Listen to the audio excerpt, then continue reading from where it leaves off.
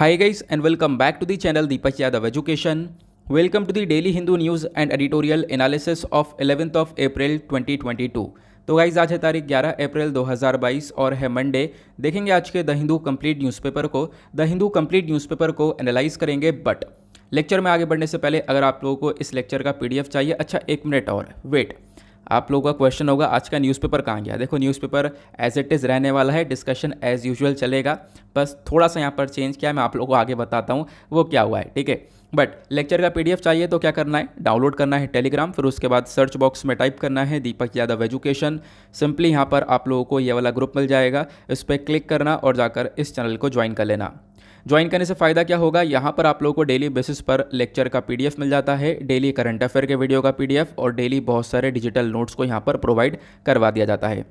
Now बढ़ते हैं आगे बढ़ने से पहले हमेशा की तरह हम लोग अपने लेक्चर को एक मैप के क्वेश्चन के साथ स्टार्ट करेंगे। तो आज आप सभी लोगों को मैप में जाकर देखना है माइकला रेंज को कहाँ पर है ये एग्जैक्टली लोकेटेड, अच्छे से मैप में देखना। देन उसके बाद आकर नीचे कमेंट सेक्शन में टाइप करना, जिससे कि आप लोग इसको लंबे समय तक याद रख पाओगे। साथ ही साथ एक क्वेश्चन सॉल्व करेंगे जो कि यूपीएससी प्रीवियस ईयर 2019 के प्रीलिम्स में पूछा गया था। डेली बेसिस पर हम लोग यहाँ पर एक प्रीवियस ईयर क्वेश्चन को भी सॉल्व करते हैं।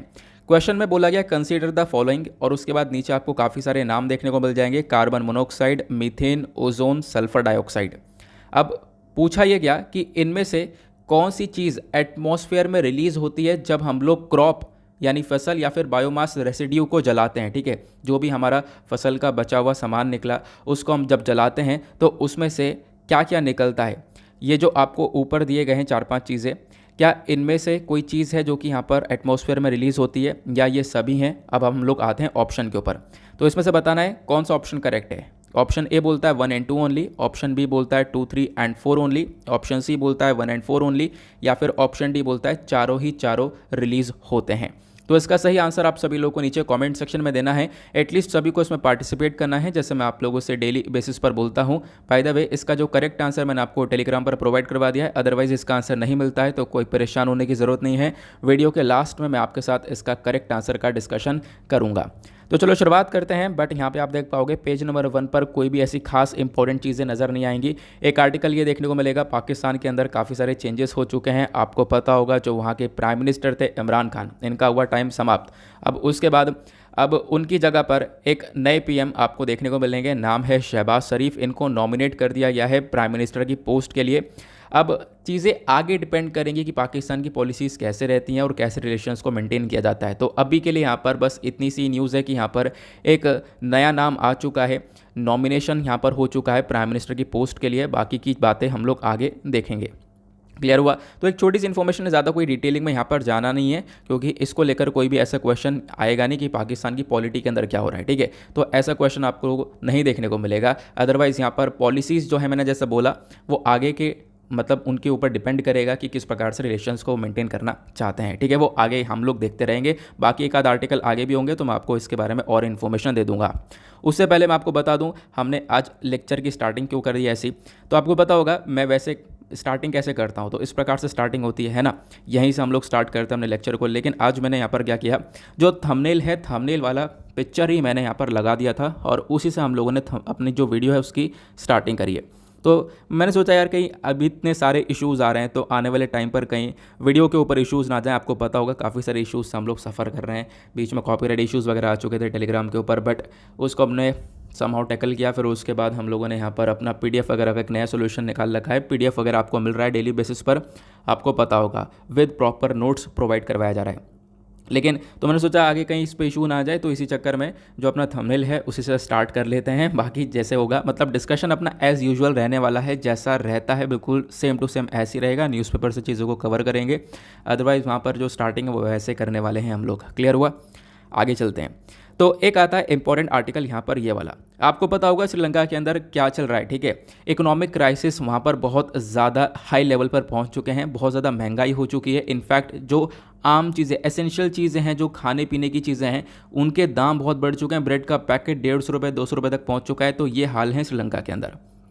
अब जैसा मैंने आप लोग को पहले भी बता रखा है इन सब चीज़ों के बारे में, तो ये आर्टिकल आप लोग सिंपली जीएस पेपर 2 से रिलेट कर सकते हो, क्योंकि जीएस पेपर 2 के अंदर इंटरनेशनल रिलेशन के अंदर एक टॉपिक है इंडिया एंड इट्स नेबरहुड का, आपके सिलेबस के अंदर वो मेंशनड है। तो भारत और भारत के जो पड़ोसी देश हैं उनके साथ में जो भी यहाँ पर इंसिडेंट हो रहे हैं वो सब आपको यहाँ पर पता होने चाहिए।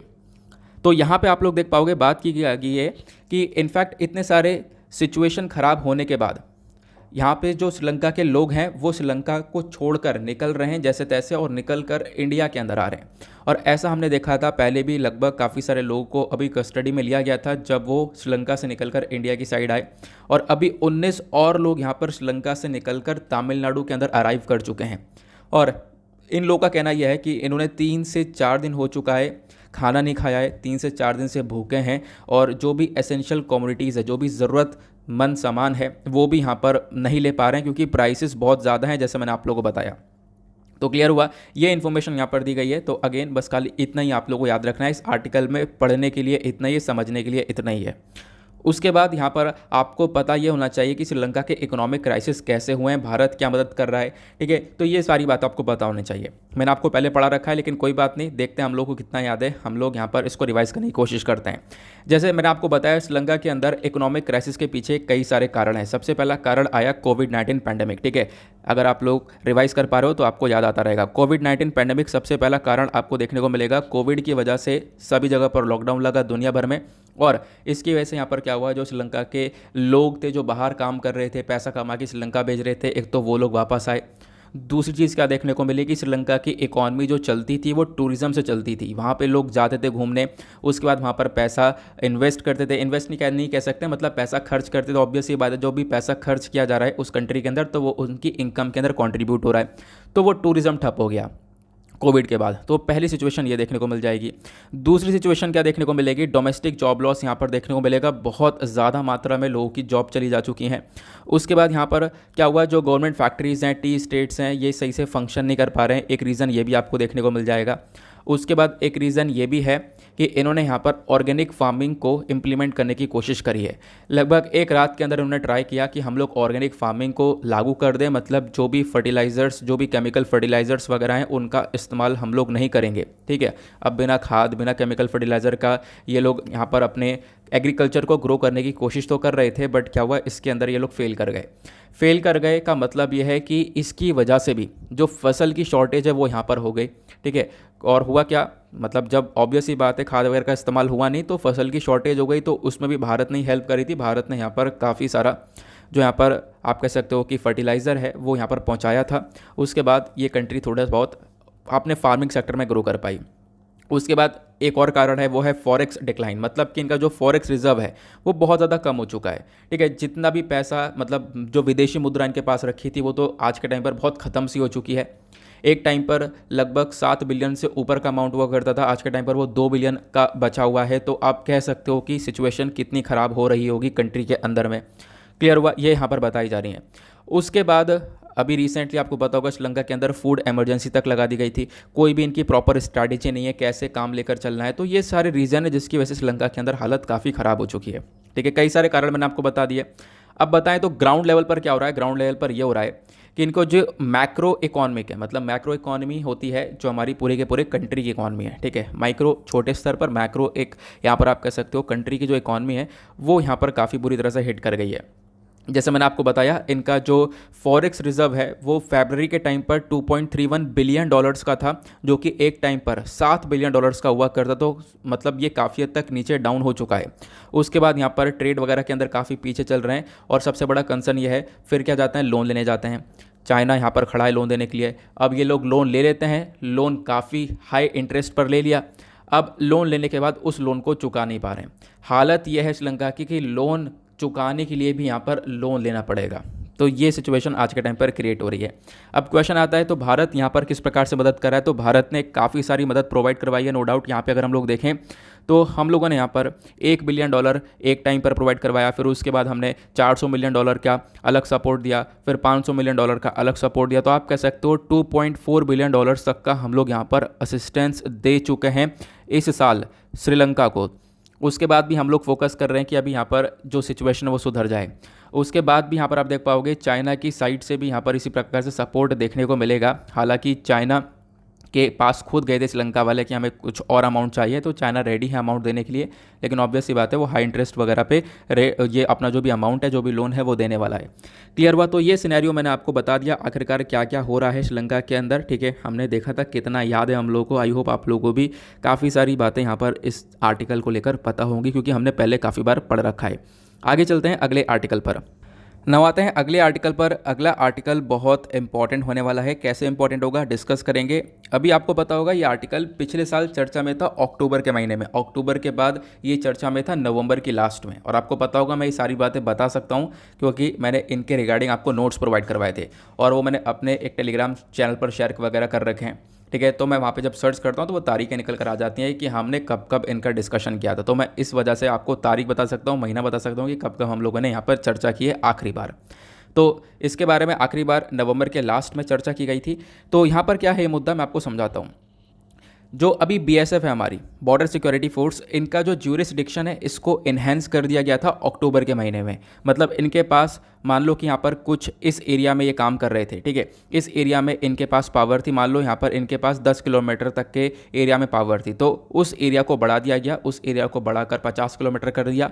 ठीक है, तो अब यहाँ पर एक बड़े से एरिया में ये अपने जो भी ऑपरेशन है वो कंडक्ट कर सकते हैं। तो अभी हम लोग डिटेल से बात करेंगे आखिरकार कितना कितना एरिया बढ़ाया गया, क्या क्या डिटेल डिस्कशन है। बोला ये जा रहा है आर्टिकल के अंदर कि देखो हुआ क्या है, अभी ये सारी चीज़ें इंप्लीमेंट होना यानी लागू होना चालू हो चुकी हैं, ये लागू हो रही हैं। ठीक है, तो ये यहाँ पर चर्चा की गई है। तो डिटेल से इस आर्टिकल के अंदर भी वही बातें बताई गई हैं, लेकिन आपको लिखना कैसे मैं आप लोगों को बता रहा हूँ। सिंपली इस आर्टिकल को आप लोग जीएस पेपर 3 से रिलेट कर सकते हो। सिलेबस के अंदर अलग अलग टॉपिक हैं, वेरियस सिक्योरिटी फोर्सेस करके, सिक्योरिटी चैलेंजेस, फेडरलिज्म का टॉपिक भी आपको देखने को मिलेगा। अब ये फेडरलिज्म का टॉपिक क्यों आया? क्योंकि पता है इस पर्टिकुलर टॉपिक को लेकर काफ़ी विवाद भी हो रहा है स्टेट और सेंटर के बीच में। वो विवाद क्या है मैं आपको वो भी समझाऊंगा। तो हुआ क्या, मिनिस्ट्री ऑफ होम अफेयर्स ने एक नोटिफिकेशन जारी किया। इन्होंने बोला कि जो हमारे पास बॉर्डर सिक्योरिटी फोर्स है बीएसएफ, जो बॉर्डर सिक्योरिटी फोर्स का काम है क्या करना, अरेस्ट करना, सीज करना, सर्च करना, इन्वेस्टिगेट करने का जो भी काम होता है, उस एरिया को मतलब जिस एरिया में इनका काम है उस एरिया को हम लोग बढ़ा देंगे। तो अब ज़्यादा एरिया में बीएसएफ अपनी ड्यूटीज़ को परफॉर्म कर पाएगा। कौन कौन से एरिया में बात की गई है? तो पूरे इंडिया में बात नहीं की गई है, यहाँ पर असम, वेस्ट बंगाल, पंजाब के अंदर, क्योंकि यहाँ पर आप देख पाओगे हम लोग अलग अलग कंट्रीज़ के साथ में बॉर्डर शेयर करते हैं। ठीक है, तो इसी वजह से यहाँ पर हमारी बॉर्डर सिक्योरिटी फोर्सेस के पास जो भी यहाँ पर ड्यूटीज़ होती हैं उन ड्यूटीज़ को एक परफॉर्म करने के लिए जो एरिया है उसको बढ़ा दिया गया। अब ये जो नोटिफिकेशन है इसने यहाँ पर रिप्लेस किया 2014 वाले ऑर्डर को, ये आपको ध्यान रखना है। तो अब यहाँ पर नया जो सिस्टम है वो यहाँ पर आ चुका है। नए सिस्टम के अंदर यहाँ पर क्या बोला गया, बीएसएफ के पास पावर्स क्या हैं। देखो बीएसएफ क्या करता है, बीएसएफ यहाँ पर एक पर्टिकुलर एरिया पे सर्च कर रहा है। ठीक है, उसके ऊपर वहाँ पर कोई अगर गलत काम कर रहा है या फिर ड्रग्स की स्मगलिंग हो रही है, ठीक है, या फिर प्रोहिबिटेड आइटम्स जिनको मना कर रखा है उनकी स्मगलिंग हो रही है, तो फिर या फिर आप कह सकते हो कोई फॉरेनर है उसको वो इलीगल तरीके से एंट्री कर रहा है, तो उन सबको यहाँ पर पकड़ता है। तो बीएसएफ हमारा यहाँ पर हमारे कंट्री को पूरी तरह से सपोर्ट कर रहा है। ठीक है, बॉर्डर की सुरक्षा करने में यहाँ पर बीएसएफ का एक बहुत बड़ा आपको योगदान देखने को मिल जाएगा। क्लियर हुआ? तो ये जो बॉर्डर सिक्योरिटी फोर्स है इनके पास पावर्स क्या क्या हैं आपने समझ लिया।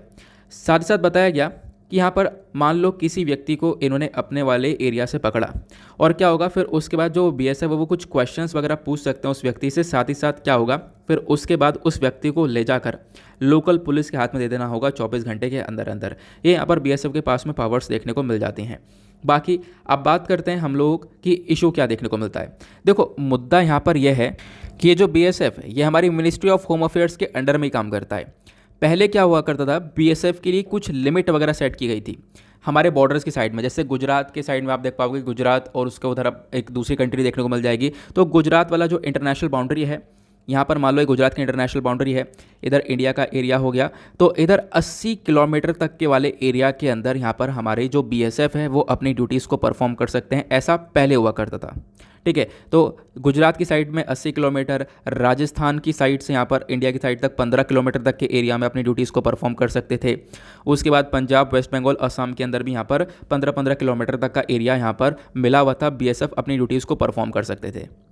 लेकिन होता है क्या है, पिछले अक्टूबर के अंदर चेंजेस होते हैं और उन चेंजेस के बाद यहाँ पर क्या कर दिया गया, इस एरिया को बढ़ा दिया गया। मतलब जैसे मैंने आपको बताया कि वेस्ट बंगाल, असम, पंजाब, यहाँ पर क्या हुआ, इन एरियाज़ के अंदर क्या हुआ, जैसे कि अगर हम लोग मैप को ड्रॉ करें, मान लो यहाँ पर इधर पंजाब हो गया, तो इधर 15 किलोमीटर का एरिया मिलता था बीएसएफ को अपनी ड्यूटीज़ परफॉर्म करने के लिए। तो अब इस ज्यूरिसडिक्शन को इंक्रीज़ कर दिया, इंक्रीज़ करके कितना कर दिया, 15 से बढ़ाकर 50 किलोमीटर कर दिया है। तो अब यहाँ पर ज़्यादा एरिया में हमारी बीएसएफ अपनी ड्यूटीज़ को परफॉर्म करने वाली है। क्लियर हुआ, ये यहाँ पर चीज़ें बताई गई हैं। आई होप आप लोग बहुत अच्छे से इन चीज़ों को समझ गए होंगे। बाकी अब आपका क्वेश्चन होगा, चलो हमने ये देखा कि पंजाब, वेस्ट बंगाल, असम, राजस्थान, यहाँ पे 15-15 किलोमीटर तक के एरिया के अंदर ये अपनी ड्यूटीज़ परफॉर्म कर सकते थे, तो इन एरिया को 50 किलोमीटर कर दिया। लेकिन गुजरात में तो 80 किलोमीटर तक का एरिया था, तो गुजरात का जो 80 किलोमीटर का एरिया था उसको कम करके 50 कर दिया। मतलब सबको एक लेवल पर लेकर आ गए, 50 किलोमीटर तक वाले एरिया के अंदर हमारे बीएसएफ जो है वो अपनी ड्यूटीज़ को परफॉर्म कर सकते हैं। बाकी काम क्या है मैंने आपको बताया, जो भी यहाँ पर ड्रग्स की तस्करी वगैरह हो गया उनको रोकने का काम, प्लस जो मैंने भी आपको थोड़ी देर पहले इनकी ड्यूटीज़ को बता दिया, वो बातें आगे आप लोग को इसी आर्टिकल के अंदर मेंशन्ड देखने को मिल जाएंगी। क्लियर हुआ, तो ये सिंपल सा आर्टिकल था। आई होप आप लोग काफ़ी सारी बातें यहाँ पर इसमें सीख चुके हो। और उसके बाद जैसा कि मैंने आप लोग को बताया, इसमें कुछ दिक्कत भी निकल कर आती है। इश्यूज़ क्या उठ रहे हैं यहाँ पर, पब्लिक मतलब ये आप कह सकते हो कि जो हमारा public order versus security of state का मुद्दा निकल कर आता है, या फिर आप कह सकते हो सेंटर वर्सेस स्टेट का यहाँ पर मुद्दा निकल कर आता है। स्टेट गवर्नमेंट बोलती है कि भाई यहाँ पर कि ये जो काम है ये हम भी कर सकते थे ना, ये हम लोग कर सकते तो हम लोगों के ऊपर छोड़ देते, हम लोग कर लेते, तो सेंट्रल गवर्नमेंट को यहाँ पर आने की क्या ज़रूरत थी। ठीक है, तो ये यहाँ पर आप कह सकते हो कि स्टेट गवर्नमेंट का कहना है, स्टेट गवर्नमेंट का कहना है कि काफ़ी सारी चीज़ें, जो पब्लिक ऑर्डर हो गया, ठीक है, पब्लिक सेफ्टी, और उसके बाद यहाँ पर पब्लिक पीस हो गया, तो ये सारी बातें एंट्री 1 के अंदर स्टेट लिस्ट के अंदर मेंशन्ड है। लेकिन फिर उसके बाद हमारी यूनियन लिस्ट बोलता है, मतलब कि हमारी केंद्र सरकार ये बोलती है कि भाई यहाँ पर कुछ चीज़ें हैं कि अगर हम लोगों को अपने कंट्री को काफ़ी सारे जो थ्रेट हैं उससे बचाना है, पब्लिक डिसऑर्डर को रोकना है, तो उसके लिए जो मुद्दा है वो यहाँ पर सेंटर के हाथ में भी, मतलब स्टेट बोलता है अपने फेवर में, सेंटर बोलता है अपने फेवर में, तो उसके बेसिस पर यहाँ पर ये चीज़ें चलती रहती हैं। उसके बाद पंजाब सरकार यहाँ पर काफ़ी सारे क्वेश्चन भी उठाया था पहले जब यहाँ पर इस पूरे के पूरे सिनेरियो को लाया गया था, तब यहाँ पर पंजाब सरकार ने काफ़ी सारी क्वेश्चनिंग भी करी थी कि देखो कहीं ना कहीं ये फेडरलिज्म के अंदर एक तरीके से यहाँ पर आप कह सकते हो वायलेशन हो रहा है, क्योंकि फेडरलिज्म के अंदर मेन मकसद है कि हम लोग जो हमारी स्टेट गवर्नमेंट है और साथ ही साथ सेंट्रल गवर्नमेंट है, दोनों साथ मिलकर काम करें, बट यहाँ पर सेंट्रल गवर्नमेंट अपनी चला रही है। तो ऐसे यहाँ पर काफ़ी सारे विवाद उठे थे। तो इशूज़ क्या इसके अंदर इन्वॉल्व है वो भी आप लोगों ने समझ लिया। तो इस आर्टिकल को ओवरऑल आपने सभी जगह से कवर कर लिया है कि हाँ क्या क्या यहाँ पर मुद्दा है। उसके बाद आते हैं अगले आर्टिकल पर। इसी के नीचे आपको यहाँ पर एक आर्टिकल देखने को मिलेगा। अब यहाँ पर बात की गई है ट्रेन को लेकर। हुआ क्या है, रेलवे मिनिस्ट्री ने कुछ जनरल रूल्स को अमेंड कर दिया, इसके अंदर बदलाव कर दिया। बदलाव करने के बाद क्या कर दिया, जो लोको पायलट होता है, मतलब कि ट्रेन चलाने वाला जो भी ड्राइवर है, उसके लिए मैंडेटरी कर दिया, मतलब कंपलसरी कर दिया है कि भाई उसको ट्रेन चलाने से पहले एक क्लियरेंस लेना होगा गार्ड से। ठीक है, ट्रेन स्टार्ट करने से पहले एक गार्ड से क्लियरेंस लेना होगा। अभी तक ऐसा नहीं होता था, लेकिन अब यहाँ पर एक क्लियरेंस लेना होगा। और यहाँ पर वही सारी बात है, देखो सिग्नल इन ग्रीन होगा, अब ऑब्वियस सी बात है ग्रीन सिग्नल होगा, उसी के बाद यहाँ पर चल पाएंगे। लेकिन ग्रीन सिग्नल होने के बाद भी जो लोको पायलट होगा उसको वेट करना होगा कि गार्ड का क्लियरेंस आ रहा है या नहीं आ रहा है। तो गार्ड का क्लियरेंस आएगा, उसके बाद यहाँ पर वो ट्रेन चल पाएगी। तो ये यहाँ पर चेंजेस करे गए। तो ये रूल क्या है, यह है Indian railways general first amendment rule 2020। इसी को यहाँ पर चेंज किया गया और एक गैजेट नोटिफिकेशन के ज़रिए से। और फिर उसके बाद यहाँ पर क्या चेंज हुआ है वो मैंने आपको बता दिया। ठीक है, तो मतलब इस आर्टिकल में सिर्फ और सिर्फ इतना ही था समझने के लिए। आगे आप देख पाओगे तो बिल्कुल यही बातें अगेन से मतलब मेंशन कर दी गई है कि इस ट्रेन, देखो यही बातें जो मैंने आपको बताई है ना वो ऊपर लिखी हुई हैं, और यही सेम बातें आपको यहाँ पर भी देखने को मिल जाएंगी कि जो लोको पायलट है उसको पहले अपने आप को सेटिस्फाई करना होगा। कोई भी हिमसेल्फ हरसेल्फ दोनों हो सकता है, ऑब्वियस ही बात है। लोको पायलट के अंदर आप देख पाओगे मेल फीमेल दोनों देखने को मिल जाते हैं। तो इनको यहाँ पर पहली चीज़ कोई भी सिग्नल हो सब कुछ सही है, लेकिन उसके बाद भी यहाँ पर एक क्लियरेंस लेना होगा पीछे जो गार्ड बैठा है ट्रेन में उससे। ठीक है, एक क्लियरेंस मिलेगा, उसके बाद यहाँ पर ट्रेन को स्टार्ट किया जाएगा। आगे बढ़ते हैं, चलो आगे देखते हैं क्या है हमारे लिए और इम्पॉर्टेंट। हाँ, एक चीज़ और है, अब स्टेशन मास्टर क्या करेगा, स्टेशन मास्टर भी सब कुछ इंश्योर करेगा, एक्टिविटीज़ को देखेगा, वाटर लोडिंग अनलोडिंग सब कुछ साफ़ है, सब कुछ कंप्लीट हो चुका है, उसके बाद वो क्लियरेंस देगा, उसके बाद वो आगे तक क्लियरेंस पहुँचता है। आगे चलते हैं अगले आर्टिकल पर।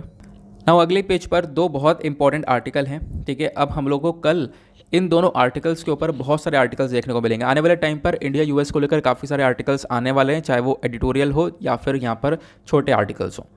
तो यहाँ पे हुआ क्या है, एक आर्टिकल देख पाओगे हमारे प्राइम मिनिस्टर नरेंद्र मोदी और साथ ही साथ यहाँ पर यूएस प्रेसिडेंट जो बाइडेन दोनों मिलकर बायलैटरल टाइज यहाँ पर मतलब आप कह सकते हो डिस्कशन करने वाले हैं एक वर्चुअल समिट के थ्रू। एक वीडियो कॉन्फ्रेंस के माध्यम से यहाँ पर बातचीत होने वाली है। वो बातचीत के अंदर क्या क्या डिस्कस करेंगे वो हम लोग यहाँ पर कवर करने वाले हैं।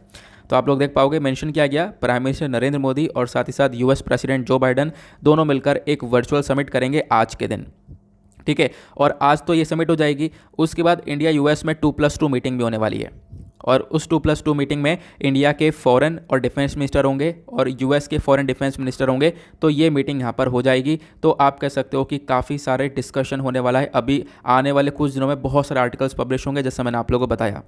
उसके बाद यहाँ पर और क्या बोला गया, अब जो ये मीटिंग हो रही है यहाँ पर डिस्कशन किया जाएगा इंडो पैसिफिक वाले रीजन के बारे में।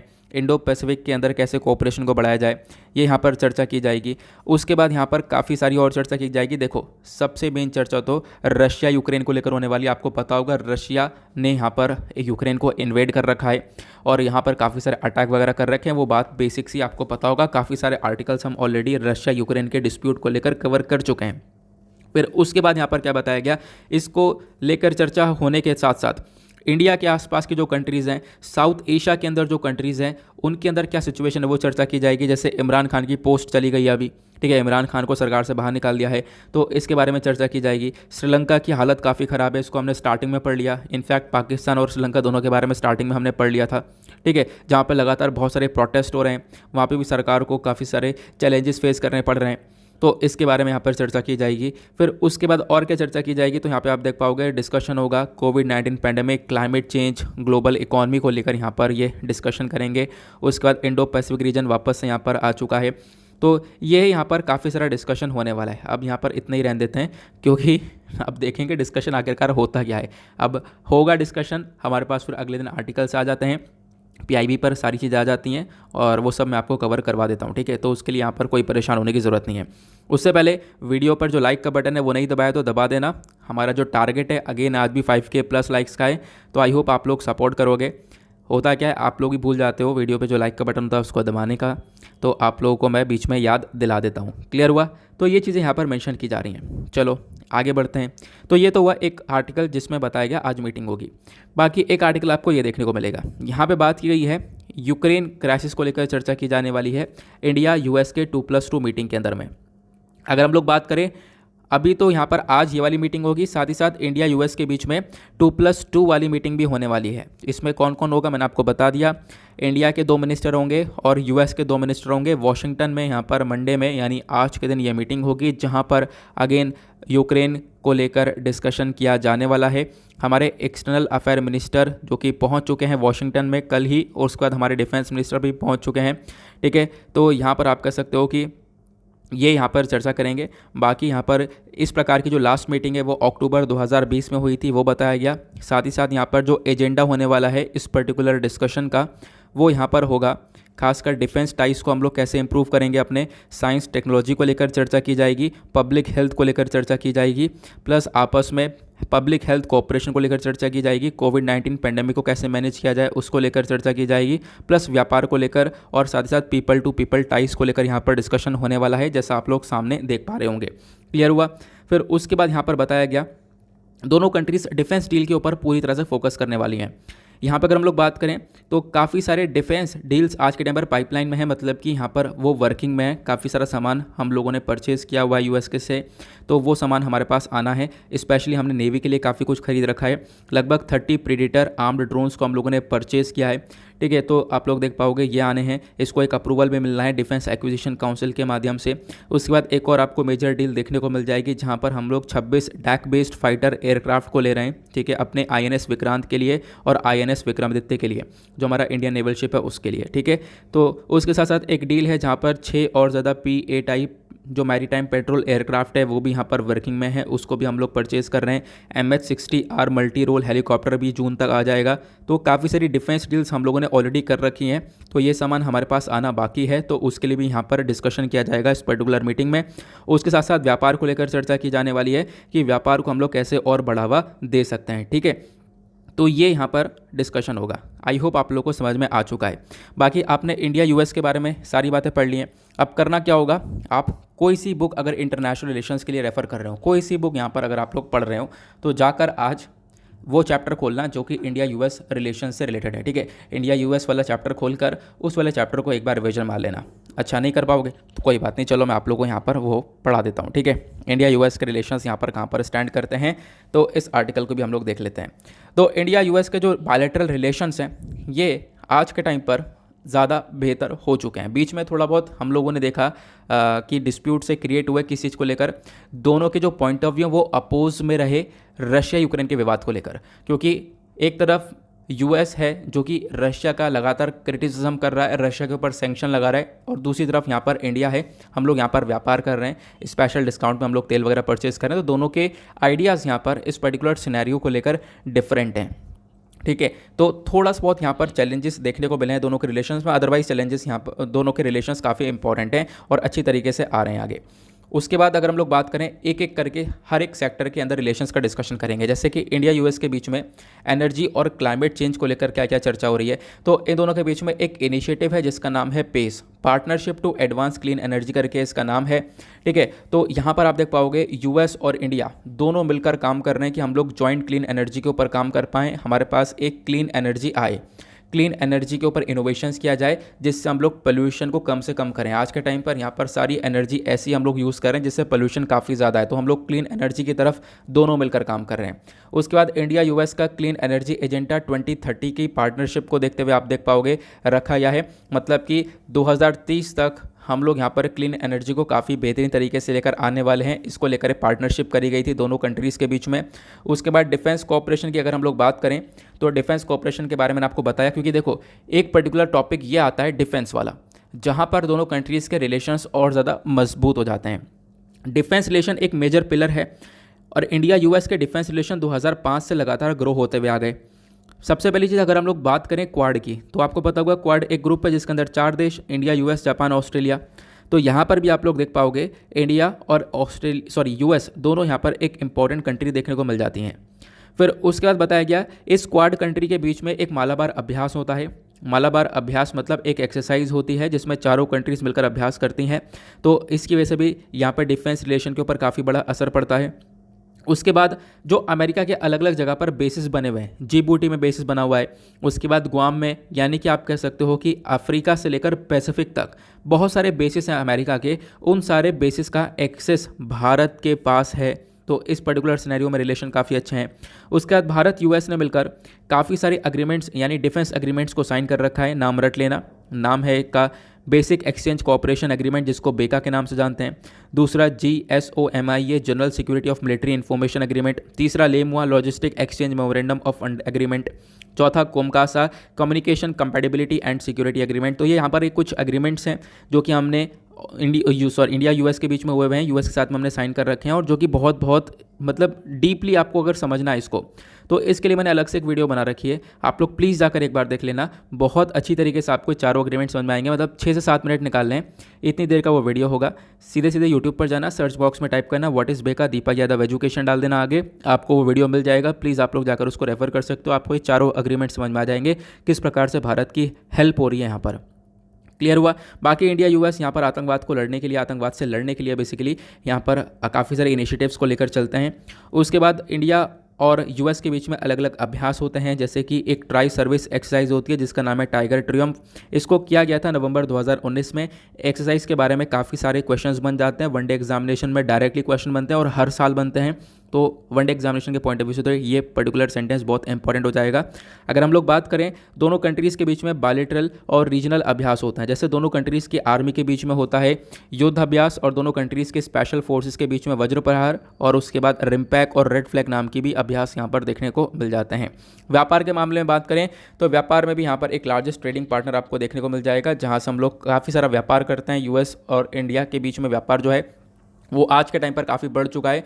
बीच में थोड़ा सा ख़राब हुआ था जब डोनाल्ड ट्रंप के टाइम पर एक स्टेप उठाया गया डोनाल्ड ट्रंप के थ्रू। अब वो स्टेप क्या था, डोनाल्ड ट्रंप ने क्या किया, जीएसपी विड्रॉ कर लिया था, ठीक है।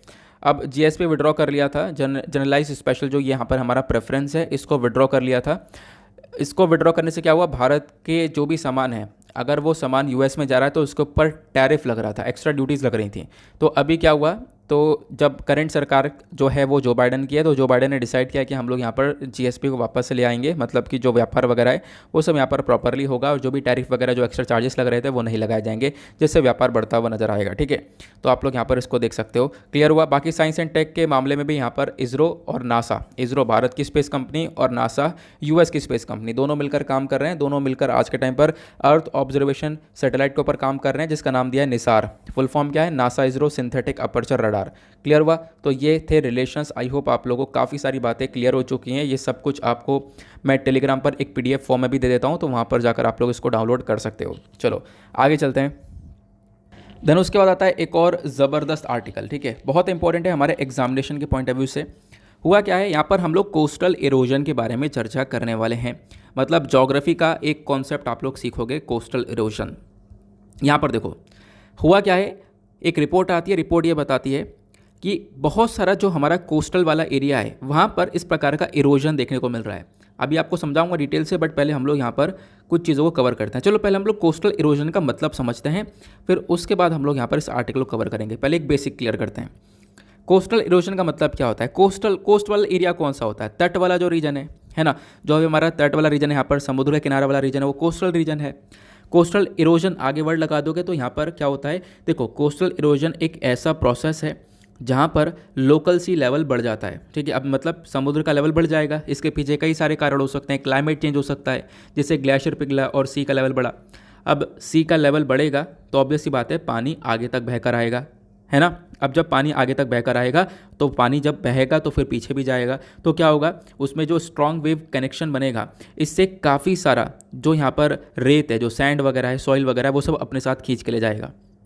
क्लियर हुआ। तो यहाँ पर इरोजन का मतलब यही है कि क्या करेगा ये, कोस्टल इरोजन पर क्या हो रहा है, मतलब जो सी का लेवल बढ़ रहा है और इसके बाद यहाँ पर क्या हो रहा है, जो यहाँ के रॉक्स हैं, सॉइल है, सैंड है, वो सब यहाँ से वो पानी खींच के ले जा रहा है, ठीक है। तो कोस्टल पे से ये सारी चीज़ों को ख़त्म कर रहा है। क्लियर हुआ। इसी को हम लोग बोलते हैं कोस्टल इरोजन। तो ये अपने आप में एक कंसर्न वाली बात देखने को मिलती है कि यहाँ से रेत कंकड़ सब कुछ हट जाएगा, ठीक है। और एक तो आपने सीख लिया है कोस्टल इरोजन। अब कोस्टल इरोजन का ही एक अपोजिट होता है एक्रीशन, कोस्टल एक्रीशन। एक्रीशन का मतलब होता है इकट्ठा करना, इरोजन का मतलब वहाँ से हटा देना। तो यहाँ पे क्या कर सकते हो, जो यहाँ पे इरोजन का मतलब समझ में आ गया कि जो समुद्र है वो अपने साथ सब कुछ बहाकर ले गया, रेत वगैरह जो भी कंकड़ वगैरह सब कुछ बहा के ले गया। अब बहाकर ले गया है तो एक जगह से बहाकर ले गया, दूसरी जगह पर तो इकट्ठा कर दिया होगा ना उसने, है ना। तो ये जब एक जगह से बहाकर ले गया, दूसरी जगह पर जब इकट्ठा कर दिया, जो दूसरी जगह पर इकट्ठा हुआ है उसको हम लोग बोलते हैं कोस्टल एक्रीशन, ठीक है। तो आप लोग देख पाओगे इरोजन और एक्रीशन दोनों कंप्लीमेंट्री आपस में। यहाँ पर क्या होता है, जब सैंड सेडिमेंट्स को यहाँ पर एक जगह से उठाकर दूसरी जगह पर एक्यूमुलेट कर दिया जाए तो वो एक्रीशन कहलाता है। क्लियर हुआ। अब जो ये सॉइल इरोजन होता है ये सब आप देख पाओगे। यहाँ पर भी सॉइल इरोजन का मतलब आपको पता होगा, लॉस ऑफ लैंड आपको देखने को मिल जाएगा, मतलब सॉइल वगैरह हमारी यहाँ पर ख़त्म होने लगती है, ठीक है। पानी के साथ यहाँ पर ये सारी चीज़ें बह जाती हैं, तो इससे काफ़ी सारी कंसर्न देखने को मिल जाते हैं। क्लियर हुआ। पहले मैं आपको कोस्टल इरोजन का कॉन्सेप्ट ये बता रहा था। अब बात करते हैं हमारे भारत में। देख पाओगे हमारा एक पेनिनसुलर रीजन देखने को मिलता है नीचे की साइड से, ऐसे हम लोग बहुत बड़ा एरिया अपना समुद्र के साथ शेयर करते हैं। बहुत सारे कोस्टल रीजन्स इंडिया के अंदर देखने को मिलते हैं। तो उन कोस्टल रीजन में बहुत सारी जगह पर देखने को मिला है कि हाँ कोस्टल इरोजन हो रहा है। यहाँ पर बताया गया, मिनिस्ट्री ऑफ अर्थ साइंस ने एक तरीके से मेंशन किया है कि अगर हम लोग बात करें भारत का जितना कोस्टल एरिया है, लगभग 6907.18 किलोमीटर्स का एक लंबा कोस्ट लाइन इंडिया का आपको देखने को मिल जाता है, जहाँ पे हम लोग समुद्र के साथ में अपने बॉर्डर को शेयर करते हैं, ठीक है, जिसमें से बताया गया 30% आज के टाइम पर वहाँ मतलब 34%, 34% वाले एरिया में इरोजन हो रहा है और 26% एरिया में एक्रीडिशन हो रहा है। इसी वजह से मैंने आपको इरोजन और एक्रीडिशन के बारे में बताया, ठीक है। तो ये यहाँ पर बताया जा रहा है। उसके बाद 40% का एरिया ऐसा जहाँ पर चीज़ें स्टेबल है, कोई बदलाव नहीं हो रहा, लेकिन ये चीज़ें देखने को मिल रही हैं। जहाँ पे इरोजन हो रहा है, एक्रीशन हो रहा है, ये थोड़ा हमारे लिए कंसर्न बन जाता है। बाकी अगर हम लोग बात करें तो मैंने आपको बताया कि भारत का कितना बड़ा एरिया, तो ये इतने किलोमीटर्स का एरिया है जो कि हमारा कोस्ट लाइन देखने को मिलती है, जो कि हमारे जो एरिया वो समुद्र के साथ शेयर हो रहा है। लेकिन बात करें हम लोग स्टेट वाइज, तो बात आती है वेस्ट बंगाल के ऊपर। वेस्ट बंगाल आज के टाइम पर आपको ईस्टर्न कोस्ट पर लोकेटेड देखने को मिलेगा। इसका जो कोस्टल एरिया है वो लगभग यहाँ पर आप कह सकते हो 534.35 किलोमीटर्स का है। तो 534 किलोमीटर का एक लंबा सा इसका कोस्टल एरिया देखने को मिलेगा। तो वहाँ पर लगभग 60% कोस्टल इरोजन हो रहा है, ठीक है। ये यहाँ पर बताया गया। और ये जो कोस्टल इरोजन हुआ है वो लगभग 1990 से लेकर 2018 के बीच में हुआ है। वहाँ पे मतलब ये सब मिट्टी वगैरह बह गई है। उसके बाद यहाँ पे बताया गया केरला का डेटा। केरला में बात करें तो इसका जो कोस्टल एरिया है वो 592.96 किलोमीटर्स के आसपास का है, जहाँ पर 46% कोस्टल इरोजन देखने को मिला। उसी प्रकार से तमिलनाडु के बारे में बताया गया। तमिलनाडु का एक बहुत बड़ा एरिया आपको कोस्टल एरिया से साथ शेयर होता हुआ नजर आएगा, ठीक है। लगभग 991.47 किलोमीटर का एरिया है, जहाँ पर 42.7% का इरोजन देखने को मिला है। उसके बाद गुजरात का एक लॉन्गेस्ट आपको कोस्ट लाइन देखने को मिलती है 1945.6 किलोमीटर की। तो यहाँ पर भी आप देख पाओगे इरोजन 27.06% का देखने को मिला है। पुडुचेरी के अंदर आप देख पाओगे यहाँ पर काफ़ी सारा इरोजन देखने को मिला है। तो बताया जा रहा है कि आज के टाइम पर जो ये इरोजन है ना, ये काफ़ी हद तक बढ़ चुका है, ठीक है। ये चीज़ें यहाँ पर बताई जा रही हैं। क्लियर हुआ? आई होप आप लोग इसके बारे में समझ गए होंगे। तो अब क्या है ना, आने वाले टाइम पर इसके ऊपर और भी काफ़ी सारे आर्टिकल्स पब्लिश होने वाले हैं, तो इसके बारे में ध्यान रखना। डेफिनेटली इसके ऊपर काफ़ी सारे आर्टिकल्स चर्चा में आएंगे। क्लियर हुआ? आगे चलते हैं नेक्स्ट आर्टिकल पर।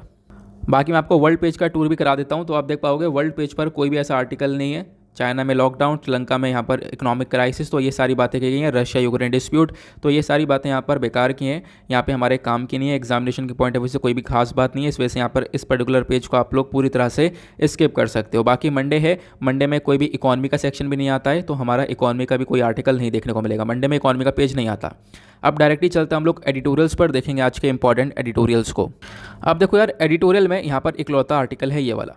उसके बाद पता नहीं द हिंदू क्या कर रहा है, एडिटोरियल हमारे काम के नहीं आ रहे, ठीक है। ऊपर नीचे आप देख पाओगे सब जगह Russia Ukraine, UN, United nation security council, sanction और ये सारी बातें चल रही हैं, जो कि आप ऑलरेडी बहुत पढ़ चुके हो, ठीक है। बहुत कुछ आपके लिए मतलब मटेरियल इकट्ठा हो चुका है। अब इससे ज़्यादा इनफ आगे जाने की ज़रूरत नहीं है, क्योंकि अभी तक हम लोग खुद ही यहाँ पर 60-70 आर्टिकल कवर कर चुके होंगे इन टॉपिक्स के ऊपर। तो अब और ज़्यादा डिटेलिंग यहाँ पर जाने की आवश्यकता नहीं है। लेकिन ये वाला आर्टिकल कुछ यूनिक है, ठीक है, इंपॉर्टेंट आर्टिकल है। तो देखो यहाँ पर मैंने ये सोचा, आप लोगों के भी सजेशन ये थे, कल मैंने यहाँ पर परसों मैंने ऐसा किया भी था कि जिस दिन मुझे लगेगा कि हाँ यार एडिटोरियल काम के नहीं है, ठीक है, जैसे कि आज के टाइम पर ये वाला आर्टिकल इकलौता इंपॉर्टेंट है और अच्छा आर्टिकल है ये वाला। यहाँ पे हम समझेंगे कि किस प्रकार से कि यार इकॉनमी को इंक्रीज़ किया जा सकता है। तो इस वाले आर्टिकल को हम डिस्कस करेंगे।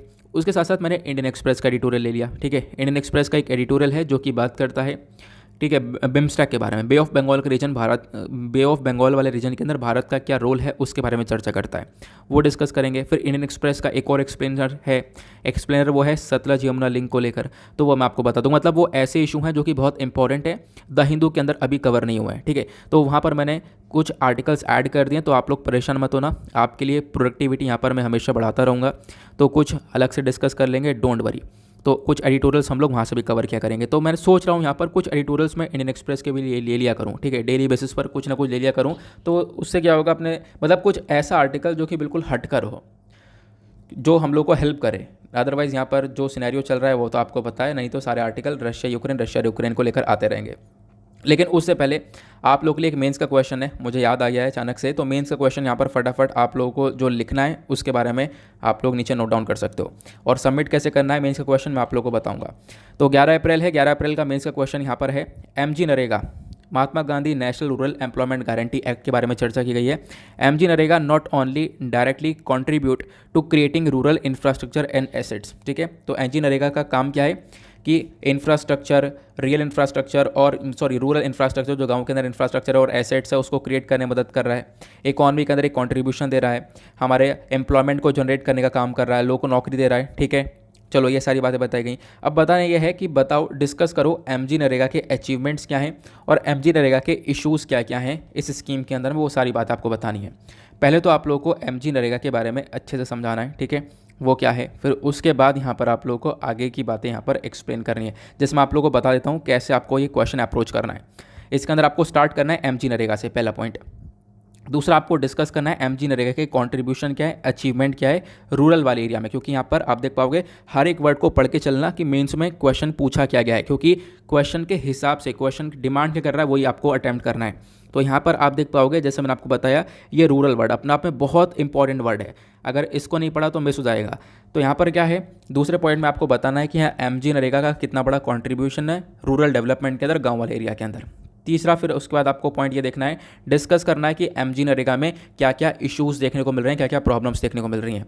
फिर चौथे पॉइंट में आपको यहाँ पर अपना एक वे फॉरवर्ड, अपना कंक्लूजन, आपको सजेशन देना है कि इस स्कीम के अंदर हम लोग ये सुधार कर सकते हैं, सरकार को ये कर लेना चाहिए, वो ज़्यादा बेटर रहेगा मेरे हिसाब से, है ना। इस प्रकार से आपको क्वेश्चन अटैम्प्ट करना है, 250 शब्दों में लिखना है। इसको अटैम्प्ट करो, लिखो, और लिखने के बाद यहाँ पर कहाँ पे सबमिट करना है, फ़ोटो क्लिक करके मैं आपको बता रहा हूँ। पहले तो आप लोग को यहाँ पर टेलीग्राम पर जाना है, दीपक यादव एजुकेशन नाम टाइप करना है, और दीपक यादव एजुकेशन जैसे ही टाइप करोगे आपके पास यहाँ पर चैनल निकल कर आएंगे, ठीक है। तो 3 चैनल आपको यहाँ पर देखने को मिल जाते हैं। एक चैनल और बना हुआ है, वो फेक है, आप लोग ध्यान से देखना इसको, फेक वाले चैनल को आप लोग ज्वाइन मत कर लेना। एक चैनल है मेंस आंसर राइटिंग का, और एक चैनल के आगे यूपीएससी लिखा हुआ है, और एक चैनल के आगे कुछ नहीं लिखा हुआ, लेकिन यहाँ पर भी 11,000 प्लस सब्सक्राइबर्स हैं, तो आपको ये भी ज्वाइन करना है, ठीक है, क्योंकि यहाँ पर एक पब्लिक ग्रुप है और 2 यहाँ पर पब्लिक चैनल है, तो आप लोग जाकर इनको ज्वाइन कर सकते हो। तो मेंस आंसर राइटिंग वाले पे जैसे आप क्लिक करोगे, यहाँ पर जैसे आप देख पाओगे मैंने कुछ सेंड कर रखा है, जैसे मैंने एक आर्टिकल वगैरह सेंड कर रखा था। मान लो मैंने यहाँ पर यूपीएससी मेंस क्वेश्चन सेंड कर रखा है 2020 का, कि भाई इसको अटैम्प्ट करना है। तो अटैम्प्ट करने के लिए क्या होगा, नीचे आपको कमेंट वाला ऑप्शन देखने को मिलेगा, इस पर क्लिक करना। ये ओपन नहीं होगा क्योंकि अभी नेट ओपन नहीं है, तो क्लिक करोगे तो क्या होगा, एक दूसरे पेपर पर ये ओपन हो जाएगा। वहाँ पर आप लोग अपने जो भी क्वेश्चन लिखा है आपने उसका पिक्चर वगैरह सेंड कर सकते हो, और सभी लोग यहाँ पर सेंड कर सकते हैं। तो ये काम आप सभी लोगों को आज करना है, बाकी मैं क्वेश्चन यहाँ पर सेंड कर दूँगा। क्लियर हुआ, ठीक है। तो इस प्रकार से आप लोग यहाँ पर अपने मेंस के क्वेश्चन को लेकर चल सकते हो। प्रीलिम्स वगैरह तो हम लोग कवर कर ही रहे हैं। नाउ आते हैं आर्टिकल के ऊपर। आर्टिकल के अंदर बात की गई है केयर इकॉनमी के बारे में। अब केयर इकॉनमी क्या है, देखो बहुत सारे केयर वर्कर होते हैं, ठीक है, बहुत सारी यहाँ पर फीमेल देखने को मिलेंगी जो कि बच्चे का ध्यान रखने के लिए, बच्चे को खाना खिलाने के लिए यहाँ पर इस प्रकार से वर्कर की तरह काम करती हैं। अब इस केयर इकॉनमी को ग्रो किया जा सकता है, ठीक है। इसके अंदर क्या क्या इश्यूज़ हैं वो सारी बातें यहाँ पर ऑथर ने बताई हैं। ऑथर का नाम है दगमर वॉल्टर, आप लोग देख पाओगे। अब इन्होंने क्या बोला कि देखो आज के टाइम पर बहुत सारा इन्वेस्टमेंट आपको देखने को मिलेगा केयर सर्विसेज के अंदर, और एक ग्रेटर इन्वेस्टमेंट क्या कर सकता है, केयर सर्विसेज के अंदर में एडिशनल जॉब्स को क्रिएट कर सकता है। दुनिया भर में बहुत सारी जॉब्स क्रिएट हो सकती हैं, जिससे बहुत सारी महिलाओं की मदद हो सकती है। उसके साथ साथ बताया गया महिलाओं का जो लेबर फोर्स पार्टिसिपेशन रेट है वो बढ़ सकता है। महिलाएं यहाँ पर बहुत सारा काम यहाँ पर कर सकती हैं, और इससे हमारे जो सस्टेनेबल डेवलपमेंट गोल्स हैं उसको हम लोग 8वें वाले गोल को अचीव कर पाएंगे, ठीक है, जो कि हमारे इकॉनमी ग्रोथ के बारे में चर्चा करता है। तो कहीं ना कहीं हम लोग अगर केयर इकॉनमी के ऊपर ध्यान दें, इन्वेस्टमेंट करें इस पर्टिकुलर सेक्टर के अंदर में, तो हो सकता है कि हम लोग वेमेन की बहुत हेल्प कर रहे हो, वेमेन को रोज़गार मिल रहा हो, और इससे यहाँ पर दुनिया भर की इकॉनमी के अंदर एक बहुत बड़ा कंट्रीब्यूशन मिल रहा हो। और प्लस जो हमने 2030 तक अपने सस्टेनेबल डेवलपमेंट गोल सेट कर रखे हैं, 17 गोल अचीव करने हैं, उसके अंदर भी हम लोग अपना एक बहुत बड़ा दबदबा जमा पाएंगे। ये यहाँ पर ऑथर का मेंशन हुआ। उसके बाद ऑथर ने यहाँ पर बोला कि देखो अभी भी बहुत सारी चीज़ें हैं इस केयर वर्कर के अंदर जो कि यहाँ पर ध्यान में नहीं रखी जा रही हैं, तो वो चीज़ें यहाँ पर आपको लेकर आनी पड़ेंगी आगे। इसको लेकर यहाँ पर पॉलिसीज़ बनानी पड़ेंगी, तो आगे आप इम्प्लीमेंट करो, इसके अंदर सुधार करो। जैसे यहाँ पर बताया गया, देखो अब ये आर्टिकल क्यों लिखा गया है, क्योंकि हर साल 8 मार्च को हम लोग सेलिब्रेट करते हैं इंटरनेशनल वुमेन्स डे, और ये डे बताता है कि हाँ वेमेन का कितना बड़ा कंट्रीब्यूशन आपको देखने को मिलेगा सभी जगह पर, ठीक है। वेमेन का कंट्रीब्यूशन सभी तरह पर आपको देखने को मिल जाएगा, लेकिन क्या वेमेन को उसका रिवॉर्ड मिल रहा है, नहीं मिल रहा है, ठीक है। तो यहाँ पर उसकी क्या वैल्यू मिल रही है, नहीं मिल रही है। इनफैक्ट यहाँ पर बताया गया बहुत सारी वेमेन केयर वर्क की तरह काम करती हैं। बहुत सारी वेमेन यहाँ पर मतलब केयर वर्क क्या होता है आपको बता देता हूँ, जैसे कि बच्चे को खाना खिलाना या किसी का ध्यान रखना, पार्टनर का ध्यान रखना, केयर एक्टिविटीज़ करना, खाना बनाना, साफ़ सफाई करना, वो सारा केयर वर्किंग का काम है। अब कुछ काम यहाँ पर पेड है और कुछ काम अनपेड भी आपको देखने को मिल जाता है, ठीक है। अब जो पेड और अनपेड है या फिर इनडायरेक्ट आपको हर प्रकार से देखने को मिलेगा, लेकिन केयर वर्क बहुत ज़्यादा ज़रूरी है ह्यूमन के वेलबींग के लिए और हमारी इकोनॉमीज़ के लिए। लेकिन जब यहाँ पर पेड है तो सही है, चलो हम लोग समझ रहे हैं कि हाँ वेमेन को यहाँ पर कुछ अमाउंट मिल रहा है, लेकिन जब वो अनपेड हो जाता है तो यहाँ पर कहीं ना कहीं वो इनइक्वालिटी की तरह देखा जा रहा है। ठीक है, तो इसको ध्यान में रखते हुए हम लोग को एक पॉलिसी बनानी होगी कि भाई जो अनपेड आज के टाइम पर ये केयर वर्क वाला सिस्टम देखने को मिलेगा उसको हम लोग ठीक कर पाएँ। क्लियर हुआ। उसके बाद जो पेड केयर वर्कर्स आपको देखने को मिलेंगे, जैसे कि डोमेस्टिक वर्कर्स हो गए, घरों में काम करने वाली, आंगनवाड़ी के अंदर हो गए, ठीक है, तो ये आप देख पाओगे। तो हालांकि ये काम तो कर रही हैं, तो लेकिन उसके बाद भी यहाँ पर इनको काफ़ी सारी चीज़ों से सफ़र करना पड़ रहा है। इनफैक्ट यहाँ पर वर्कर्स की तरह इनको ट्रीट नहीं किया जाता है। तो ये चीज़ आप लोग देख पाओगे। उसके साथ साथ बताया गया कि भाई केयर वर्क का इंपॉर्टेंस क्या है। देखो इंपॉर्टेंस बहुत ज़्यादा है आज के टाइम पर, दुनिया भर में हम लोग एक्सेप्ट करते हैं, बहुत ज़्यादा इंपॉर्टेंस है। इंटरनेशनल लेवल पर यहाँ पर बहुत ज़्यादा इंपॉर्टेंस इसका देखने को मिल जाएगा, है ना। उसके बाद अगर हम लोग बात करें मार्च 2020 से जो डिमांड है केयर सर्विसेज की वो बहुत तेज़ी से यहाँ पर बढ़ी है, ऐसा भी बताया गया। जो इन्वेस्टमेंट है केयर इकॉनमी के अंदर वो उतना तेज़ी से नहीं बढ़ा है जितनी डिमांड बढ़ी है। तो इस केयर इकॉनमी के अंदर आपको इन्वेस्टमेंट भी बढ़ाना होगा, ऐसा बताया गया है। आईएलओ ने भी इसको सजेस्ट किया है। आईएलओ क्या है, तो यह है इंटरनेशनल लेबर ऑर्गेनाइजेशन। ये इकलौती यहाँ पर ट्राइपर्टाइट यूएन एजेंसी आपको देखने को मिलेगी जो कि यहाँ पर सरकार, एम्प्लॉयर्स, वर्कर्स को सबको साथ में मिल लेकर आती है। ठीक है, पॉलिसीज़ को बनाती है, ठीक है, उनको काम को लेकर पॉलिसीज़ वगैरह बनाती है। तो ये यहाँ पर आपको बॉडी का फंक्शनिंग देखने को मिल जाती है। बाकी बताया गया कि और क्या क्या यहाँ पर आपको देखने को मिलेगा केयर वर्किंग के रिगार्डिंग। देखो एक रिपोर्ट आती है जो कि आईएलओ रिपोर्ट लेकर आता है। उस रिपोर्ट का नाम है care at work, investing in care leave services for a more gender equal world of work. तो ये रिपोर्ट है, इसी वजह से यहाँ पर आईएलओ के बारे में हमने चर्चा की थी। अब क्या हुआ, इस रिपोर्ट ने बताया कि भाई जो मैटरनिटी और पैटर्निटी लीव है या स्पेशल केयर लीव है, ये बहुत इसका इंपॉर्टेंस कितना ज़्यादा है। ठीक है, मैटरनिटी यानी कि माँ को एक तरीके से जब बच्चे का जन्म हो रहा है तो उसके बाद यहाँ पर आप कह सकते हो छुट्टियाँ मिलती हैं। पैटर्निटी के अंदर यहाँ पर जो पेरेंट्स हैं उनको यहाँ पर छुट्टियाँ मिलती है, स्पेशल केयर लीव वगैरह यहाँ पर मिल जाती है। ठीक है, तो आप लोग यहाँ पर देख पाओगे। इससे क्या होता है, इससे यहाँ पर एक तरीके से वेमेन और मैन के काम में एक बैलेंस बन जाता है। तो यहाँ पर इतनी प्रॉब्लम्स यहाँ पर क्रिएट होती हुई नहीं नज़र आती हैं, है ना, ये आप लोग देख पाओगे। लेकिन अगर हम लोग बात करें केयर इकॉनमी के बारे में, जो वेमेन काम कर रही हैं उनके बारे में, ये सिनेरियो अलग हो गया। अब वापस से टॉपिक पर आएँ क्योंकि बीच बीच में यहाँ पर कुछ अलग हट के बात देखने को मिलेगी। वापस से टॉपिक पर आएँ तो यहाँ पर मेंशन किया गया, अगर हम लोग बात करें एक क्वालिटी और अफोर्डेबल केयर सर्विस के लिए, जैसे कि बच्चे का ध्यान रखना, किसी बूढ़े का ध्यान रखना, या फिर यहाँ पर कोई व्यक्ति है जो कि डिसेबल है, ठीक है, उसका ध्यान रखना, या फिर यहाँ पर कुछ और चीज़ें हैं जिसको यहाँ पर ध्यान रखना है, तो ये कहीं ना कहीं एक अपने आप में एक इम्पॉर्टेंट काम आ जाता है। ठीक है, एक इम्पॉर्टेंट चीज़ बन जाती है। और यहाँ पर आप लोग देख पाओगे कि इंडिया के अंदर आपने देखा ही है कि बहुत सारी जगह पर आपको डोमेस्टिक वर्कर्स यानी कि यहाँ पर चाइल्ड केयर वर्कर्स की तरह पर बहुत सारे लोग देखने को मिल जाते हैं। ठीक है, बहुत सारे लोग यहाँ पर इस प्रकार से वर्क करते हैं। डोमेस्टिक वर्कर्स की जब हम लोग बात करते हैं तो यहाँ पर आप देख पाओगे इंडियन हाउस होल्ड्स के अंदर यहाँ पर बहुत ज़्यादा यहाँ पर विश्वास किया जाता है। बहुत सारे लोग आप देख पाओगे डोमेस्टिक वर्कर्स को घर में काम वाले को रखते हैं। ठीक है, काम वाली यहाँ पर रखते हैं। ठीक है, उसके बाद यहाँ पर बताया गया, आप लोग देख पाओगे होता क्या है यहाँ पर, फिर भी एक मतलब डिसेंट वर्क की तरह नहीं देखा जा रहा। इस वर्क के अंदर काफ़ी सारे चैलेंजेस यहाँ पर वो व्यक्ति जो भी काम कर रहे हैं वो फेस करता है। ठीक है, ये यहाँ पे बताया गया। ठीक है, इनफैक्ट आपने देखा कोरोना वायरस आया, कोरोना वायरस की वजह से भी काफ़ी सारी प्रॉब्लम्स यहाँ पर देखने को मिली हैं। कोई हेल्थ प्रोटेक्शन वगैरह नहीं मिल पाता है वर्कर्स को, ये सारी बातें यहाँ पर बताई गई हैं। प्लस उसके बाद बताया गया, अगर हम लोग गवर्नमेंट अकॉर्डिंग टू गवर्नमेंट अगर हम लोग बात करें, गवर्नमेंट का 2019 का एक डेटा है जिसमें बताया गया 39 लाख डोमेस्टिक वर्कर्स हैं इंडिया के अंदर जो फीमेल्स हैं, जिसमें से आज के टाइम पर आप लोग देख पाओगे 26 लाख यहाँ पर वर्कर्स जो हैं वो कहीं ना कहीं यहाँ पर जो भी 39 लाख डोमेस्टिक वर्कर्स इंडिया के अंदर, उसमें से 26 लाख वर्कर्स फीमेल्स आपको देखने को मिल जाती हैं। ठीक है, ये यहाँ पे बताया गया। फिर उसके बाद और क्या चीज़ें मेंशन करी गई हैं और यहाँ पे बताया गया, देखो जो ये एक इम्पॉर्टेंट डेवलपमेंट है ये यहाँ पर काफ़ी तेज़ी से बढ़ा है। और हम लोग अगर देखें तो डोमेस्टिक वर्कर्स के मामले में चीज़ें काफ़ी हद तक बढ़ी हैं।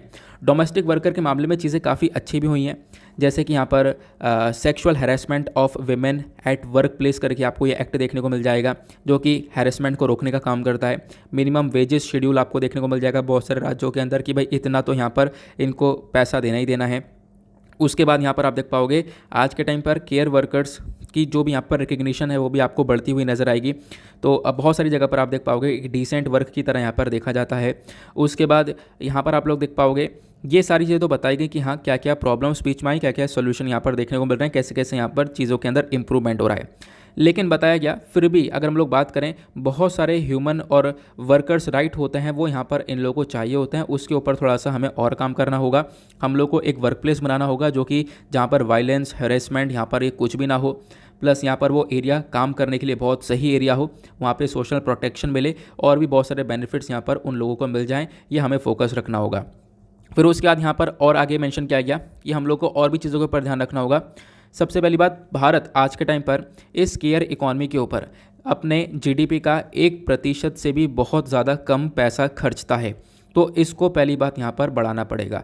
ठीक है, इस परसेंटेज को इंक्रीज़ करना होगा ताकि हम लोग इस पूरे इकॉनमी केयर इकॉनमी से थोड़ा सा ज़्यादा पैसा जनरेट कर सकें। ठीक है, हम लोग इकॉनमी के अंदर एक बहुत बड़ा कंट्रीब्यूशन दे सकें। सरकार को ज़रूरत है एक स्ट्रैटेजी की, एक प्लान की और एक पॉलिसी की, जिसके अंदर हम लोग केयर वर्कर्स के लिए नई नई चीज़ें लेकर आएँ, इनकी कंडीशंस को हम लोग और इम्प्रूव करें, इनकी डिमांड और ज़्यादा बढ़ जाए, इस प्रकार से हम लोग को काम करना होगा।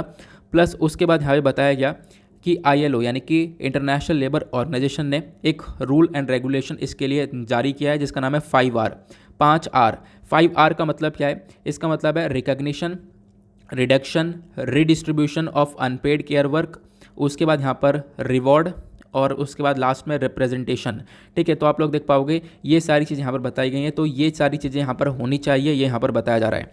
फिर उसके बाद बताया गया कि एट द लास्ट अगर हम लोग बात करें, देखो केयर वर्कर्स के लिए बहुत ज़्यादा ज़रूरी है, हम लोग को एक रिक्वायरमेंट है एक इन्वेस्टमेंट की, हम लोग को इन्वेस्टमेंट करना चाहिए, प्लस केयर इकॉनमी को सपोर्ट करना चाहिए जो कि हमारे सोसाइटी की केयर करने वाली है। ठीक है, तो आई होप आप लोग यहाँ पर इसको काफ़ी अच्छे से समझ चुके होंगे। कुछ नया एक यूनिक आर्टिकल था केयर इकॉनमी को लेकर, दैट इज़ वाई हम लोगों ने इसको कवर कर लिया। अब उसके बाद आते हैं हम लोग अपने एक और आर्टिकल की तरफ। वो आर्टिकल क्या है? तो आपको पता होगा स्टार्टिंग में मैंने आपको एक थंबनेल दिखाया था जहाँ पे मैंने मेंशन कर रखा है कि प्लूटो पर आइस वॉल्केनोज यहाँ पर मिले हैं। ठीक है, बर्फीले वाले वॉल्केनो यहाँ पर पाए गए हैं, जो पिक्चर में दिख रहे हैं वो अलग वॉल्केनो हैं। तो मैं आपको बताता हूँ इसके बारे में आखिरकार क्या हुआ है, क्या रिसर्च देखने को मिली है, इसके बारे में आपको पता होना चाहिए। हालांकि आर्टिकल काफ़ी पुराना है, इसके बारे में डिस्कशन नहीं हुआ था, ये मैंने अर्थ का जो इमेज है वो ऐसे ही लगा दिया है। बात करते हैं यहाँ पर क्या हुआ है। एक नई फाइंडिंग है जो कि नासा के थ्रू करी गई है, national aeronautics and space administration, इनके थ्रू लाया गया। एक इन्वेस्टिगेशन रिपोर्ट यहाँ पर आई है जिसके अंदर बताया गया कि प्लूटो के ऊपर, प्लूटो एक बहुत ही ज़्यादा ठंडा प्लैनेट आपको देखने को मिल जाता है, प्लूटो के ऊपर आपको आईसी लावा फ्लो होता हुआ नजर आएगा, ये हमारे पास इन्फॉर्मेशन है। आईसी लावा मतलब बर्फीला लावा यहाँ पर फ्लो हुआ है, ऐसा हमें बताया गया। लेकिन ये बात है लगभग बिलियन ईयर्स अगो की, बहुत टाइम पहले की यहाँ पर बात है। ये यहाँ पर बताया जा रहा है किसके थ्रू? नासा के थ्रू। और नासा का इकलौता स्पेसक्राफ्ट है जो कि प्लूटो को विजिट किया, ये भी आपको ध्यान रखना है, डायरेक्टली क्वेश्चन बन सकता है प्रीलिम्स में और बन जाता है। तो प्लूटो को विजिट करने वाला यहाँ पर नासा का जो स्पेसक्राफ्ट है, तो ये इसका नाम है न्यू होराइजन। ठीक है, जो कि यहाँ से निकला था जुलाई 2015 में। ठीक है, तो यहाँ से कुछ डेटा वगैरह लिया गया था। अब यहाँ पे कुछ इस प्रकार से माउंटेन के स्ट्रक्चर देखने को मिले हैं प्लूटो के ऊपर, ऐसा नासा के साइंटिस्ट का कहना है। और इस माउंटेन वाले स्ट्रक्चर को, जो ऊपर उठा हुआ स्ट्रक्चर है, इसको यहाँ पर राइट मॉन का नाम दिया गया है, WRIGHTMON। ठीक है, इसी वजह से यहाँ पर इसको माउंटेन करके नाम भी दिया गया है। ठीक है, तो आप लोग ध्यान रख सकते हो इसको। तो ये राइट मॉन क्या है? ये एक माउंटेनियस फीचर है। बोला जा रहा है कि ये लगभग यहाँ पर 4 से 5 किलोमीटर का ऊपर उठा हुआ स्ट्रक्चर देखने को मिल रहा है, जो कि जिसका बेस लगभग 150 किलोमीटर तक फैला हुआ है। और यहाँ पर एक बहुत बड़ा गड्ढा देखने को मिल जाएगा आपको, 40 से 50 किलोमीटर का चौड़ा गड्ढा देखने को मिल जाएगा। ठीक है, ऐसा यहाँ पे बताया जा रहा है। तो ये यहाँ पर अपने आप एक ह्यूज सा वोल्केनो आपको नज़र आएगा, जिसमें से यहाँ पर ये आप देख पाओगे आईसी लावा देखने को मिला है, ऐसा यहाँ पर नासा के थ्रू बताया गया। अब आइस क्या है? आइस का मिलना कहीं ना कहीं हम लोग को दिखता है कि हाँ वाटर का रिप्रेजेंटेशन आपको देखने को मिल जाएगा, वाटर, मीथेन, आपको नाइट्रोजन वगैरह, प्रोबेबली अमोनिया, कार्बन मोनोऑक्साइड वगैरह भी आपको मिल जाएगा, है ना। तो साइंटिस्ट का कहना यह है कि और ऑब्वियस ही बात है, जहाँ पर पानी है वहाँ पर जीवन देखने को मिलता है। तो इसके ऊपर लगातार काफ़ी सारी रिसर्चेस चलती हुई नज़र आ रही हैं कि हम लोग अभी और इसके ऊपर रिसर्च करने वाले हैं कि वाकई में क्या पानी अवेलेबल है प्लूटो के ऊपर। ठीक है, तो ये चीज़ें भी यहाँ पर देखी जाएंगी। क्लियर हुआ? बाकी आपको पता होगा प्लूटो आज के टाइम पर इसको एक ड्वार्फ प्लैनेट के अंदर कैटेगराइज किया जाता है, मतलब कि यहाँ पर एक बोना प्लैनेट इसको बोला जाता है, आप कह सकते हो। एक टाइम पे प्लैनेट हुआ करता था, जब हम लोग स्कूल में पढ़ा करते थे, आपको पता होगा, हम पढ़ते थे यार प्लूटो भी है। लेकिन उसके बाद यहाँ पर क्या हुआ, प्लूटो को डी प्लैनेट कर दिया गया। अब वो प्लूटो नहीं है, मतलब प्लैनेट नहीं है बेसिकली। अब वो प्लैनेट के तौर पर क्यों हटाया गया? क्योंकि साइंटिस्ट ने ये बोला कि प्लैनेट हमेशा वही है जिसके पास एक सेलेस्टियल बॉडी होगी, मतलब कि जैसे मान लो अर्थ है, अर्थ के पास में यहाँ पर पास में आपको मून देखने को मिल जाएगा या और भी बहुत सारी सेलेस्टियल बॉडीज़ देखने को मिल जाएंगी, लेकिन प्लूटो के पास में ऐसी कोई सेलेस्टियल बॉडी आपको प्रॉपर नहीं देखने को मिलती हैं, इस वजह से वो प्लैनेट नहीं है। सेलेस्टियल बॉडी वो है जो कि स्पेस के अंदर सारी चीज़ें आज के टाइम पर देखने को मिल जाती हैं। ठीक है, ये यहाँ पर बताया गया। बाकी प्लूटो के बारे में बात करें तो प्लूटो यहाँ पर बहुत ज़्यादा छोटा है। इनफैक्ट अर्थ पे जो चंद्रमा है उससे भी ज़्यादा छोटा आपको यहाँ पर देखने को मिल जाता है, यह तो आपको पता ही होगा। और प्लूटो के बारे में और भी मैं आप लोगों को जानकारी देता हूँ। जैसे कि अगर हम लोग बात करें प्लूटो के बारे में तो सबसे बड़ी बात यहाँ पर आपको पता होगा, जो अर्थ है, अर्थ यहाँ पर एक चक्कर मारता है सूर्य का, तो यहाँ पर हमारे 365 दिन यहाँ पर पूरे हो जाते हैं। लेकिन यहाँ पर आप कह सकते हो जो ये प्लूटो है, प्लूटो जब चक्कर मारता है तो इसमें बहुत ज़्यादा टाइम टेकिंग यहाँ पर प्रोसेस लग जाता है। मतलब कि अगर मैं आपको बताऊँ तो सूर्य का चक्कर पृथ्वी 365 दिन के अंदर मारती है, लेकिन सूर्य का एक चक्कर जो प्लूटो है वो 248 सालों में पूरा करता है, क्योंकि वो जो ऑर्बिट है वो बहुत ज़्यादा बड़ा आपको ऑर्बिट देखने को मिल जाता है ना। तो आप लोग इसको ध्यान में रख सकते हो। बाकी आपको पता होगा जो हमारी पृथ्वी है वो लगभग 450 करोड़ साल पहले बनी थी और प्लूटो भी उसी समय यहाँ पर देखने को मिला था। तो ये भी हमारे पास इन्फॉर्मेशन मिल जाती है प्लूटो के बारे में। तो काफ़ी सारी बातें मैंने आप लोगों को प्लूटो के रिगार्डिंग बता दी हैं। आई होप आप लोगों को समझ में आ गया होगा। ये सब कुछ विकिपीडिया पे मेंशन्ड है, मैंने वहाँ से देख के आपको बताया हुआ है। ठीक है, प्लूटो के पास आपको 5 चंद्रमा देखने को मिलते हैं। एक लार्जेस्ट है जिसका नाम है शेरॉन, ठीक है। उसके बाद यहाँ पर आप देख पाओगे लार्जेस्ट वाले का नाम मेंशन्ड है। बाकी प्लूटो का सरफेस बहुत ज़्यादा ठंडा होता है, -228 से लेकर -2380 सेल्सियस तक आपको देखने को मिल जाएगा। तो बहुत ज़्यादा ठंडा सा टेम्परेचर आपको देखने को मिलेगा कि लाइफ का होना बहुत मुश्किल है, बट यहाँ पर पॉसिबिलिटी भी है, ऐसी चीज़ें यहाँ पर बताई जाती हैं। आई होप आप लोग यहाँ पर समझ गए होंगे इसके बारे में, ठीक है।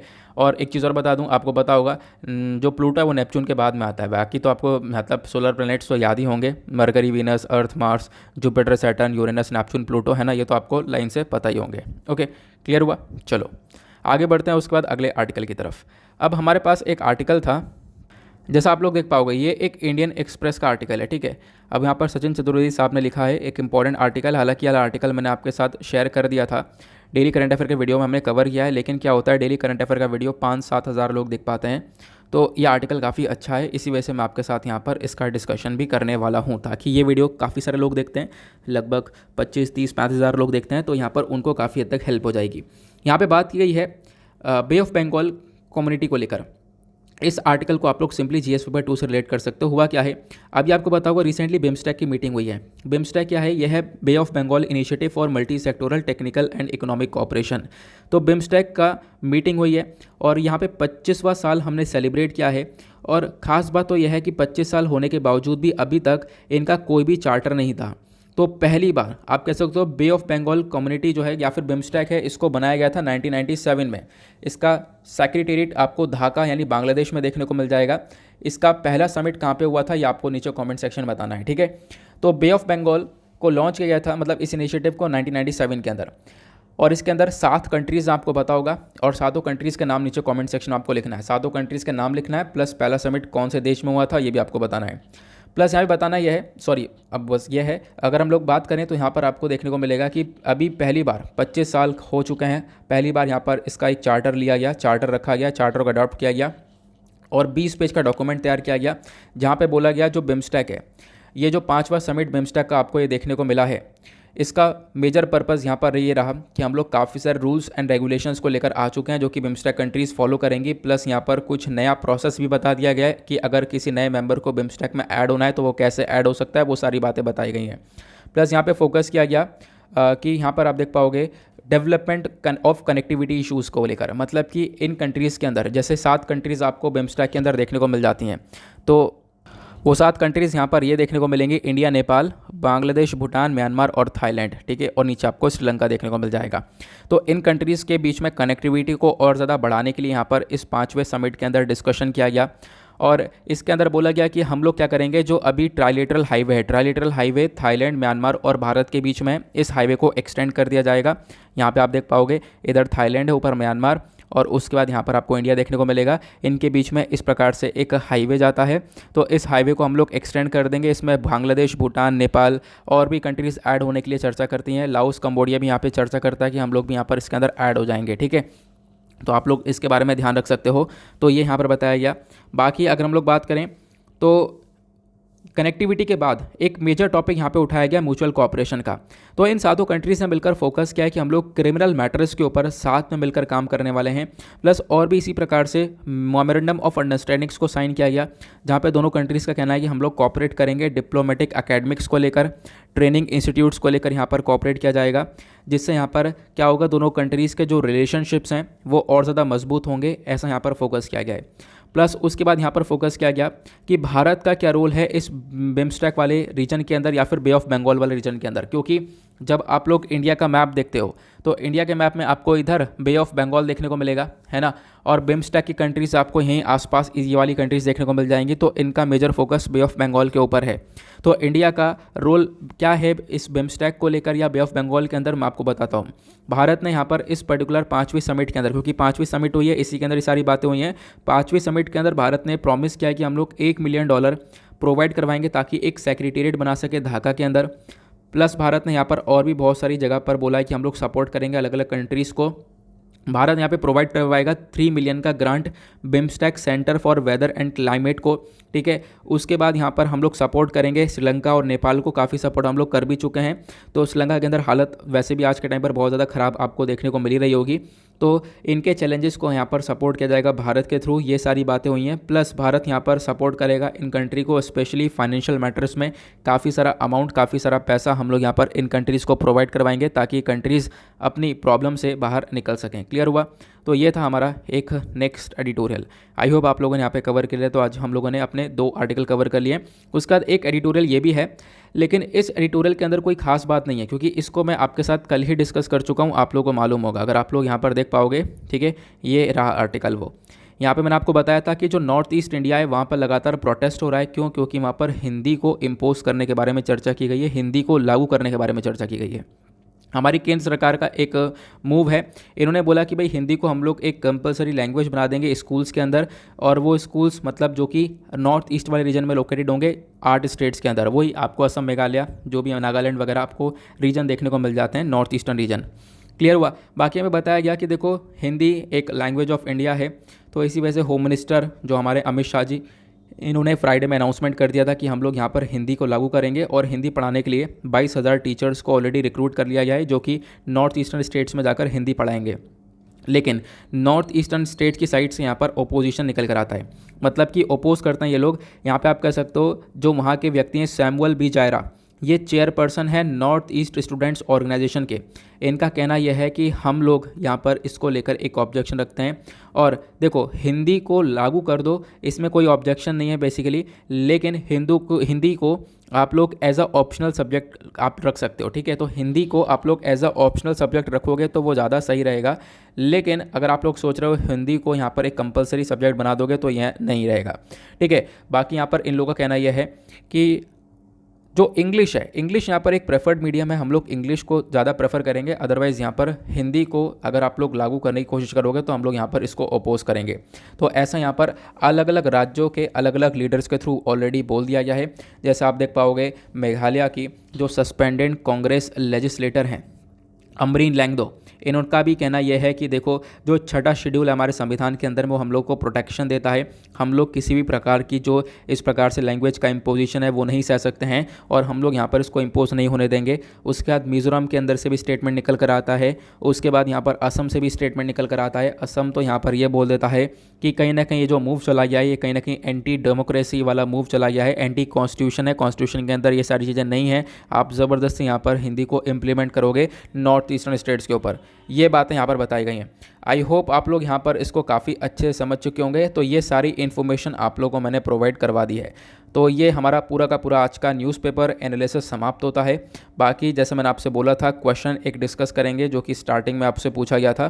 तो 2019 में क्वेश्चन पूछा गया था और यहाँ पे बताया गया कंसीडर द फॉलोइंग। अब आपको बताना है carbon monoxide, methane, ozone, sulphur dioxide. अगर हम लोग यहाँ पर क्रॉप या बायोमास रेसिड्यू को जलाते हैं तो इसमें से क्या क्या चीज़ें निकलेंगी। तो इसका करेक्ट आंसर आपको ऑप्शन डी देखने को मिल जाएगा। 1 2 3 4 यहाँ पर चारों ही चीज़ें निकलेंगी।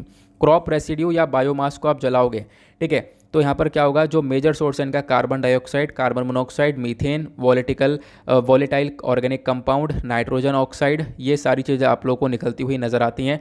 तो यहाँ पर आप कह सकते हो कि इसका करेक्ट आंसर आपको ऑप्शन डी देखने को मिल जाएगा। 1, 2, 3 एंड 4 चारों चीज़ें यहाँ पर रिलीज होंगी एटमॉस्फेयर में। क्लियर हुआ। नाउ इसी के साथ हम लोग करते हैं अपने लेक्चर को समाप्त और मिलते हैं आप लोगों से नेक्स्ट वीडियो में। आज के लिए bye bye, have a nice day, thank you and जय हिंद।